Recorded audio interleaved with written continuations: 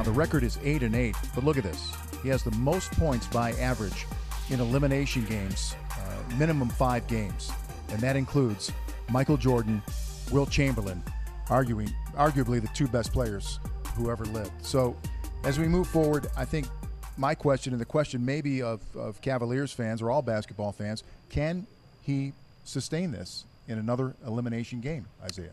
Absolutely. And, let me see if I can just put this in perspective in terms of when we're talking about LeBron James. There, out of all the NBA players who have ever played the game, he's in that special room of maybe 7 or 8 players who can have the discussion of, are you the best to ever play?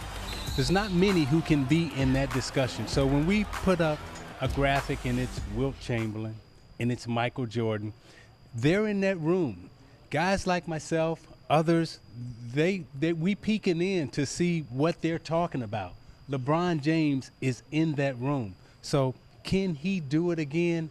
Absolutely. And now that the burden is off his shoulders, so to speak, in terms of questioning his jump shot, he's on fire right now. And a LeBron James on fire and a Kyrie Irving on fire for 2 more games, to me, spells trouble for the Warriors. Guys like you and me are just reading the tweets, Vince. About those guys speaking about into the that other room. guys. That's right. Yes. That's right. Okay. Yeah, at 4. So in the finals now, LeBron James 40 points in 4 of 11 finals contests against the Warriors, and I'm completely with Isaiah. If you don't think LeBron James is capable of doing it again, you'd be fooling yourself. Well, it's going to be interesting. Draymond is back, just putting it out there, and that's going to change the dynamic of this elimination game. Another interesting aspect of LeBron James' run through the finals with Kyrie is that they have teamed to become just the 4th set of teammates to have 140 or more points through the first 5 games of an NBA Finals. So rare, it hasn't been done since 1963, Baylor and West, and they did it the year before, and Elgin Baylor was even better with 209 points through 5 games. So my question is, Bones, are LeBron and Kyrie kind of like West and Baylor in terms of facing this invincible opponent?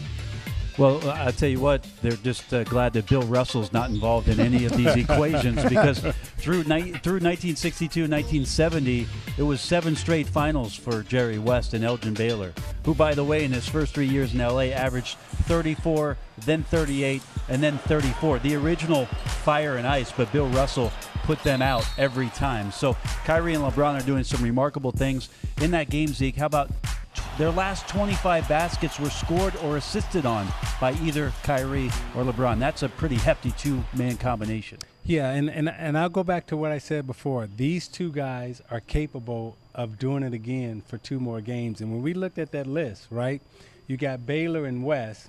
They did it twice, okay? So those are 2 guys, and then there's 2 more, and then there's Kyrie and LeBron. So there's only 6 people in the history of our game who's ever had these kind of numbers, and LeBron James is one of them. So to think that they can't do it 2 more times, don't fool yourself. And like you said, Bones, they're not playing against Russell. They're not playing against Chamberlain. They're not playing against Alcindor or Kareem. They're playing against 2 guys who are the same size as they are in terms of Steph Curry and Klay Thompson. I love when we go to the old tape. We got West and Baylor.